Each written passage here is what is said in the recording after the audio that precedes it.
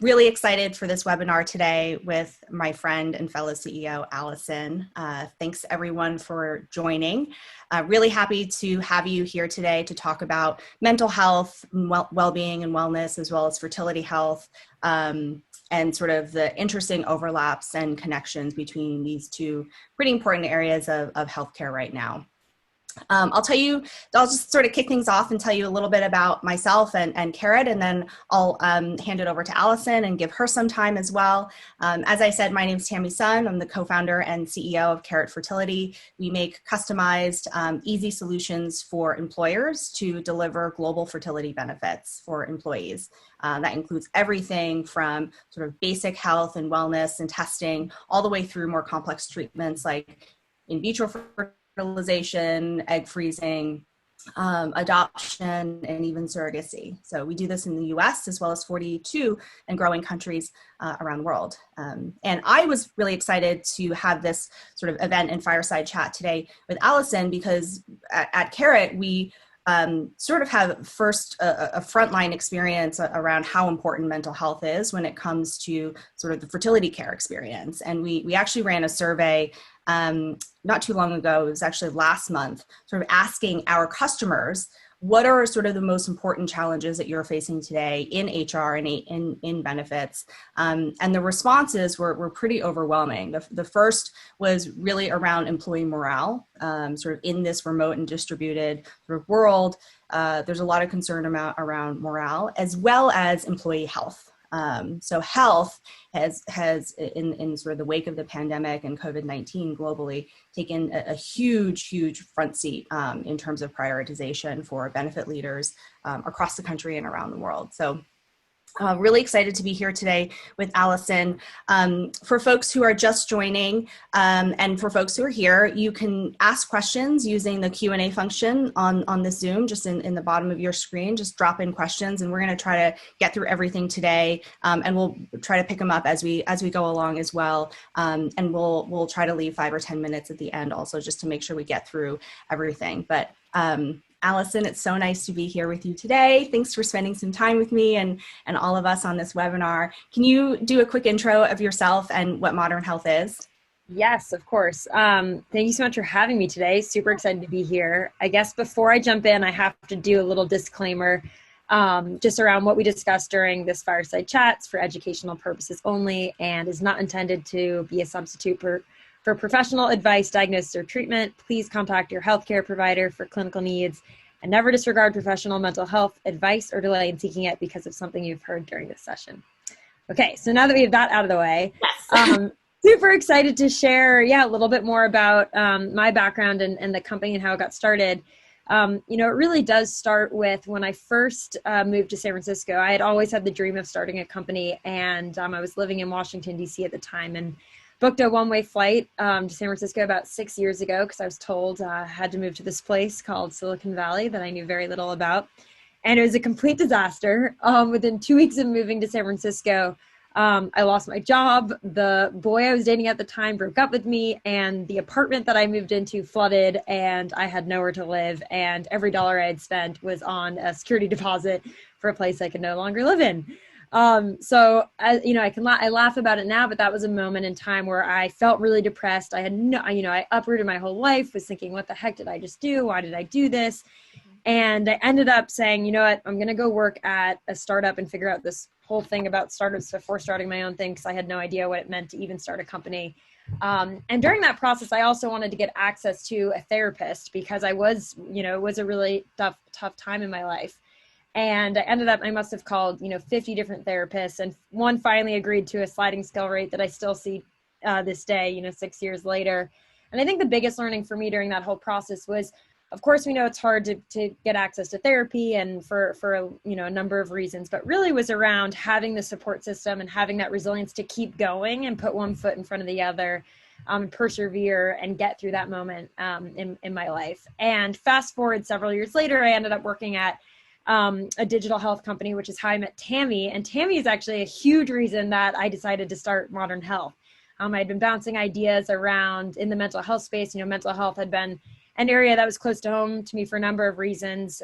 In addition to that time in my life, my in high school, my dad had cancer, and that was a really traumatic experience, and just kind of kept coming up throughout different moments in my life. And when I was kind of bouncing ideas about it with Tammy, she was like, you got to go do this, like follow your dream, and kind of like pushed me over the edge. And so I am forever indebted to Tammy for helping and encouraging me, and really helping, pave the way for female founders. I think it's really important in the space that we're in to support each other. And everything from helping me even learn about accelerator programs and applying to IC and going through that application process. So I feel very fortunate. Crazy to think that was a few years ago now, and how time has flown by and how much, I've learned from you in the process. But as we know, mental health, of course, was really growing, but even in the past 6 months, as really just as everything that we're seeing that's happening with 2020, it just feels like each month something new. Almost feels like it's not real with all the things in this unprecedented times. But we are seeing, we just released, or we just did our own state of the industry report, and just some stats that confirm what everyone on this webinar probably knows. 47% have reported feeling more stress and anxiety now than any other point in their whole life. 75% have reported feeling more grateful for their health and the relationships in their lives that they've built. 65% feel it's important for their employer to offer mental health benefits as a result of this pandemic. And almost 70% feel it's their company's responsibility to provide access to these mental health services. So I think really, it's culminating in mental health becoming this area and topic where it's now destigmatized, and because of these things that are happening in the world that impact everyone, and different things impacting others more than some more than others, I think it's created this a world in which now we all see the impacts that it has on our mental health, and why it's so important to prioritize and take a proactive stance with. Yeah, and Alyson and I first connected, as she said, when she was at Collective Health, and Collective has been such a great partner to us as well, and they have such a great team, and shout out to Ali and that whole team of incredibly accomplished alumni who have moved on from Collective and done some really incredible things, including first and foremost you, Alyson.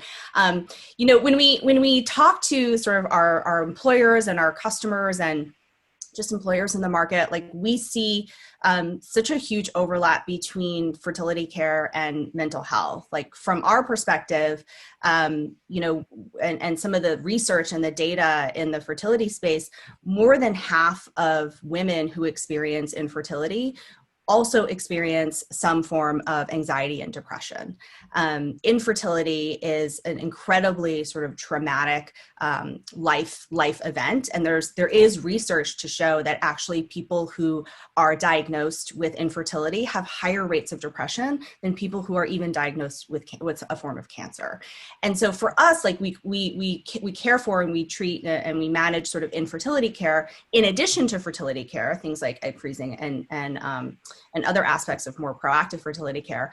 But this overlap is so huge and so interesting for us. Can you talk a little bit about sort of the stuff that you're seeing on your side, Alyson, with regards to the connection between mental health and overall health and well-being? I think you and I sort of share a fundamental philosophy and sort of thinking and approach of the world, which is like mental health and fertility health are fundamental to human health. They're not extras. They're not these sort of outside things. Like these are core parts of how we think about human healthcare and how I think the space is moving. Yep. Yeah, for sure.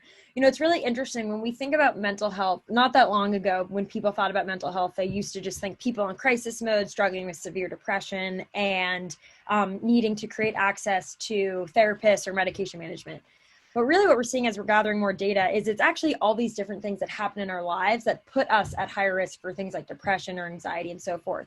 So a huge bucket of that is, as you mentioned, Tammy, around fertility, right? If someone is struggling with infertility, that obviously can have a huge impact on their mental health and actually put them at higher risk for things like depression, anxiety, and so forth, to the extent that they're, one, not able to get support for infertility treatment, and also on the mental health side, getting support from a professional to help them through that time. So that's one example. There's other examples, right? There's financial health, which if someone is struggling with their finances or needing to pay back debt, but unable to, or wants to buy a home, right? That can create a lot of stress and anxiety in someone's life. Right now we're seeing people home with kids without childcare, right? That can create a lot of anxiety for a lot of folks and put them at higher risk for things like depression. But specifically around healthcare, we do see it's very interesting. We even see a huge portion of folks who come through our platform when they're reaching out. So the way that it works is, I guess I should share, we are a mental health benefits platform. So we work with employers to offer mental health resources to their employees, and that is everything from digital to coaching to therapy, and we personalize the experience based on what someone's going through. And a large percentage of people coming through the platform we actually see is around fertility and struggling, whether it's to start a family, whether it's figuring out how to start a family in this new world that we're living in, whether it's struggling with infertility. And so we actually, it makes a lot of sense based on the things that Tammy has seen and has learned as well, how important it is and how much it actually is tied to someone's overall health, right? Because their infertility impacts their mental health and their mental health impacts their overall health. And so they all go together and you can't have one without the other. I think the strongest benefits suites that I see with employers are employers who sort of have both programs that are really sort of well thought out, customized, and like can provide personalized care, and then the ability to sort of, integrate those two experiences. For us, we have emotional well-being support, we have family therapists, but we don't have sort of the depth of ability to sort of manage that whole aspect of healthcare.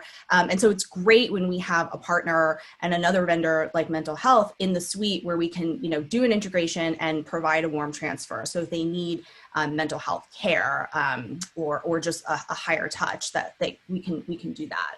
I think a good example of that, right, would be someone coming to our platform who's struggling with infertility, and we can get them connected to a therapist, but actually seeking out and getting support or infertility treatment is not something we would provide. And so in that scenario, we can warm handoff to Carrot and make sure that they're having that integrated healthcare experience where they're getting support for their mental health, whether that's even a behavioral health coach, whether that's a therapist, but also able to get support for infertility treatment, whereas if that Carrot benefit is not there, yes, we can help with their mental health, but the underlying issue that they might need support with, they're unable to get without a benefit like Carrot. Yeah. Alyson, tell us a little bit about we're still sort of living in this pandemic. I'm working from home. Welcome to my office. Will be. I wish this was my office, but this is the background. I'm going to pretend. I think this is, in many ways, a lot of aspects of the way that we are living and working now will be permanent, yet to be seen. But this feels like a pretty fundamental shift in sort of the way we work. Tell us a little, we've done a lot in sort of rethinking our product roadmap to make sure that there's more telehealth services, more telemedicine services coming down the pike. What have you guys done from a product roadmap and a features perspective? And what are the things that you guys are doing to support a much more remote workforce than ever has existed before? Yeah, it's super interesting. Pre-COVID world, we still had a large percentage of folks that prioritized and wanted to see a therapist in person. Oh, interesting. And yeah, so teletherapy visits were still somewhat, new because to be honest, there is a lot that you get when you're in person with someone's body language and, wanting to meet them in person, face to face with things that are personal. But we've seen, of course, we've switched to everything is now completely remote, and we've surveyed and talked to our global network of providers quite a bit. And I'd say most of them actually don't have any plans to go back to in person. And what they've seen is actually there's not only a massive increase in engagement overall, so we've seen over a 50% increase in just activity with our platform since the shelter in place started, but wow, the depth of engagement has skyrocketed. And that's because with this flexibility from work from home, it's actually much easier for people to schedule appointments with coaches and therapists, right? So as an example, if you were seeing a therapist in pre-COVID world, for you to go in the middle of the day at 1 p.m., you'd have to get in a car. There's a stigma, right? You're driving there. It's hard to leave your office. It ends up taking a while, maybe a few hours. But now you can schedule a weekly call or monthly or bi-weekly, on a Thursday at 3 p.m. because you can do it in between your meetings. You have a 1-hour session. All you have to do is dial, click a button and go through your computer. And so it's really lowered the barrier to entry. It's made it a lot easier, especially for people like parents who or sick, people who are sick, who are struggling going to doctor's appointments. It's just made it overall much easier for folks. And so we think that in a post-COVID world where it is safe to go see people in person, that a very, very small percentage of people will return to any sort of in-person therapy visits. The way of the future is like teletherapy for the foreseeable future. And then from a workforce perspective, I think, the biggest thing that we've learned working and supporting our employees is really around working with employees to figure out how to set them up for success. And a lot of that is around flexibility, right? So flexibility for parents who have to, who might be home for a big chunk of this whole time, kids without childcare or schools closed. And yes, you can put your kids in front of a computer and have them do class over Zoom, but you still have to watch your kids, especially if they're younger. And so, we have a lot of execs who work, have to take several hours where they're watching their kids during the day. And, they work from 7 to 11 p.m. at night, and we'll schedule meetings around that to make it work for them. Everyone's working incredibly hard. And I think it's just finding ways to support folks and being really open about it. And also giving folks, the opportunity to say, okay, like I sleep next to my laptop, so I'm going to not check my email after 10 p.m. because if I do, like I'm working till 1 a.m. and unable to sleep. Totally. So like giving people boundaries, and really, I think that's been the biggest thing that we've learned, is just like openness and transparency around what works well for employees during this time. Yeah, I definitely agree. And I wanted to mention that Carrot is a happy customer as well of Modern Health. And it has been such a great resource. I mean, we were a customer prior to COVID, but since COVID, we've also expanded the benefit to help support partners and spouses of employees as well. And so it's just been something that my team really, really values. So just want to shout out that and say thank you. I think you touched on a really good point, which is like communication and transparency and flexibility during this time is incredibly important for each of our teams. And I also think that it's probably something that is going to be important for HR leaders and benefit leaders as they're communicating the benefits, these new programs to employees in a fundamentally different sort of workforce structure. We're going into a period of open enrollment and launches. Like, what are some of the things that you're thinking about doing that can really help support implementation for these benefit leaders? Like, we're doing a lot of stuff to just sort of digitize and make things turnkey and super easy with launch kits that have sort of all of the things that are much more digital and much more virtual than ever before. And we've sort of spun that up pretty quickly. Like, what are your thoughts on how implementation can be made easy when your employees are everywhere? Yeah, no, it's a really good question.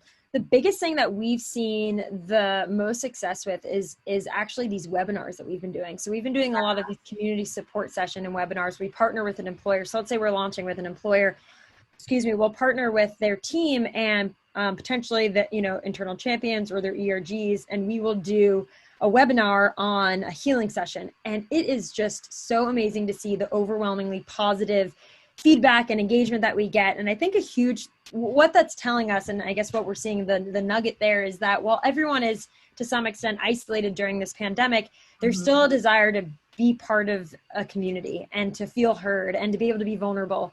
And so we do these webinars in person, or we did them pre-COVID. And we always it was one of the biggest ways that we drove engagement with the employers we worked with. We've seen a massive increase in engagement with the virtual webinar versus them in person. And so I think it's created actually more people want to lean in and have an opportunity to connect with other employees around something that is personal and important, but not specifically work related. And so whether that's mental health, fertility, right, these different topics, we just launched a new feature called these healing circles, which is basically on all these different topics. And actually there's been a lot of requests from employers that parents want to do healing circles with other parents just to talk about like what they're going through and how hard it is in a safe space. So I think the biggest thing that we've learned is certainly around digitizing the communication, around implementation, but still simulating that in-person feeling of being able to be part of a community. And the webinar sessions have been a really successful way to do that. Yeah, we've seen a similar sort of pattern with digital engagement, and sort of as we've spun up more webinars as well, particularly during COVID, because so many of the fertility clinics had shut down and were reopening sort of across the country as well as around the world. We did a lot of sort of member-facing webinars to help educate people about exactly what the state of play is, how to manage their care, how to talk to their doctors, et cetera. And we were really encouraged that that the participation was so high. So I think, really thinking, I think this is probably one of those areas where changes to the way that we do implementations and as well as to the product will likely be permanent. On the topic of flexibility, one of the things that we've talked to a lot of employers about over the past several months is just the flexibility on launches and go lives. So for Carrot, we typically will go live on January 1st for US employees. We can do it around the world anytime, and we'll sort of fold into this open enrollment period that we're walking into. But we really have the opportunity also to take a customer live off cycle. So we've done it in June, for example, to celebrate Pride. What kind of flexibility can you offer employers who are thinking about like, oh, wow, like I might need a mental health benefit or mental wellness benefit, sooner than, than maybe January 2021, which is sort of the typical cadence? Yeah, for sure. We are definitely seeing that. So I guess kind of a previous school of thought of launching new benefits with the plan year is feels like a complete wave of the past right now. We are having employers launch a few weeks after, getting signed up with us. So we're definitely seeing that this is more a, hey, we need something quickly. And I think the biggest thing for us that makes it easy is we partner with them on the communication strategy, and we can continue to do that once it's live. Usually it's just getting an eligibility file is the biggest kind of the long pole in the tent for us to go live with an employer. And so we're just seeing that employers across the board are wanting to launch as soon as they can after signing up with us. Which is really great to see because people are getting access much faster. Yeah, that's awesome.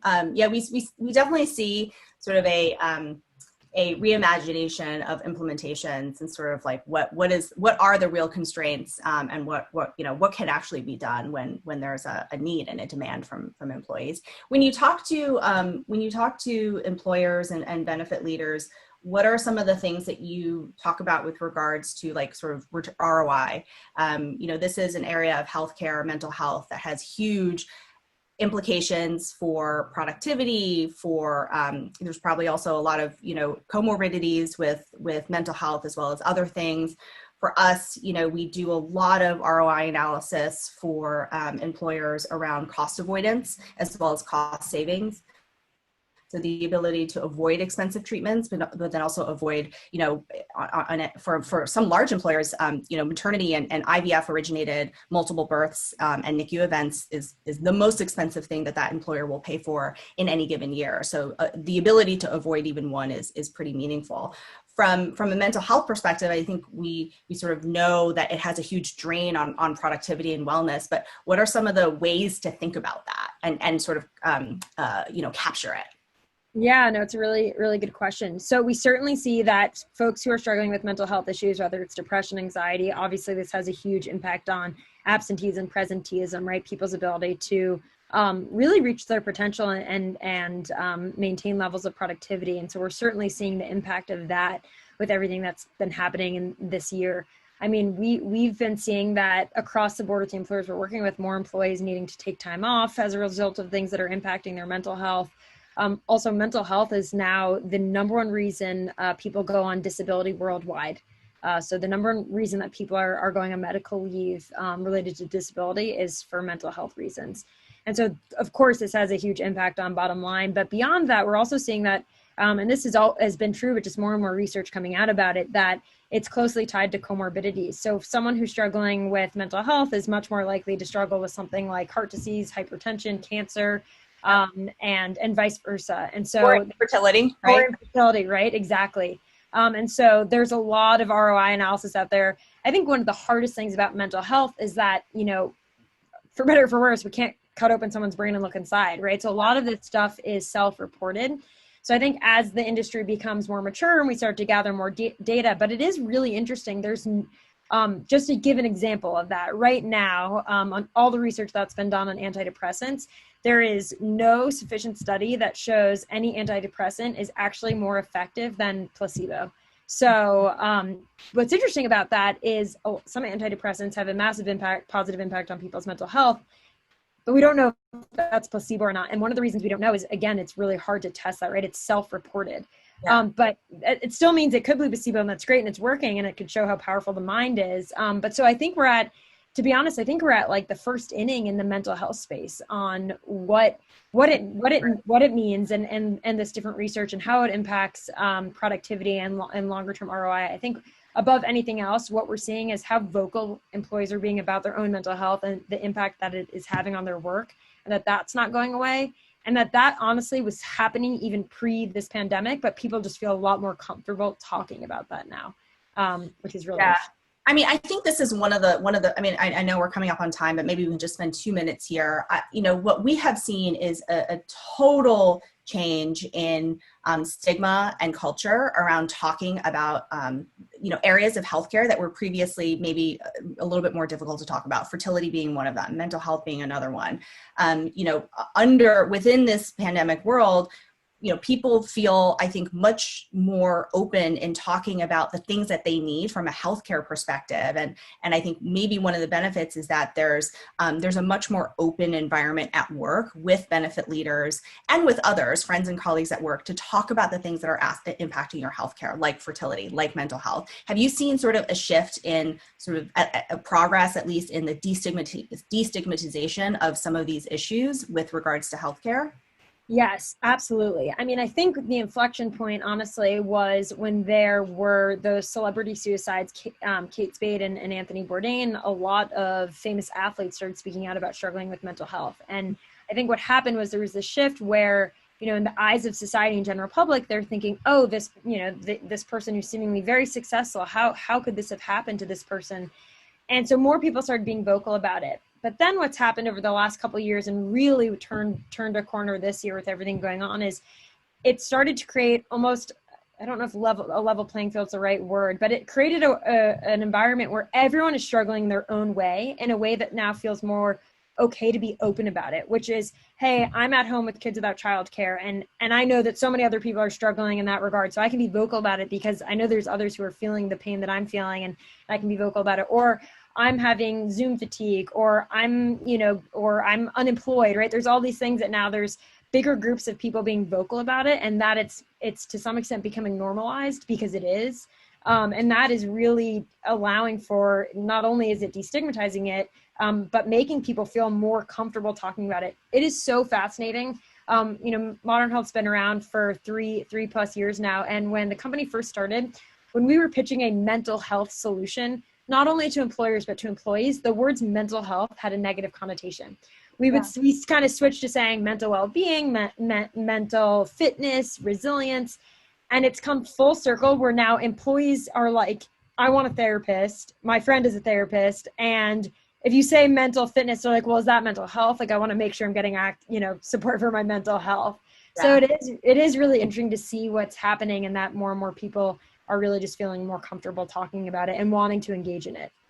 Yeah, I think so too. And I think that's definitely one of the positives of this, which is we're seeing a lot of people say, look, like the way that I pursue parenthood, my family forming, my path to parenthood is a top priority for my overall life wellness and my health. So this is something that I really need. Clinics are closed. We need to figure out how to navigate that. I'm feeling, anxiety about how I'm going to pursue treatment. And so one of the things that we're hearing from our customers and employer partners and employers in the market is just a much more open willingness to approach benefit leaders, not just maybe on your behalf, but maybe you see a friend at work struggling and you're saying, look, like, we don't, because we hear this a lot, like, oh, I have 3 kids. Like, I'm past the point of thinking about my own family forming, but like, I love that my company is doing this because my colleagues at work, I know that they're struggling, and they haven't come to you yet, but I know that they're struggling. And so it's this like halo effect. And I'm sure it's similar with mental health, where, the company and the employer really benefits, not just from the people who are actually utilizing the benefit, like using therapy, using the app, using Carrot, et cetera. But sort of overall, even with folks who are not using it, just the sense that this aligns with our culture and our values as an employer, and it helps that employer save money down the line. So I think it's sort of a positive byproduct of this rather terrible time. Yeah, no, for sure. I totally agree. I want to be sensitive to time, and I know that folks we're supposed to have a hard stop at 10:30. Just one quick question before we hop off that came in through the Q&A.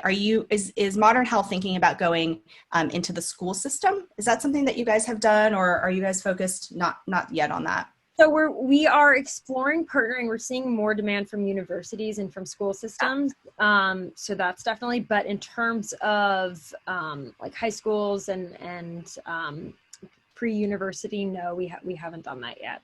Yeah. That makes sense. Okay, Alyson, thank you so much. This was really, really fun. I'm really proud of you. I love seeing how far things have come so quickly. And the entire team at Carrot is super excited to have Modern Health at our company, and I know that the utilization is really high, and very excited to partner with you for customers and future customers. So thank you so much. So tell us where we can go if people want to find more information about Modern Health. Yes, so you can go to modernhealth.com or you can email us at info@modernhealth.com, and happy to share more and to learn more and support any and all employers out there, and especially those who are working with Carrot. We love to partner on customers together. So please reach out. Thank you. Thanks everyone for joining today. Really appreciate your time. Thanks for having me. Bye. Take care.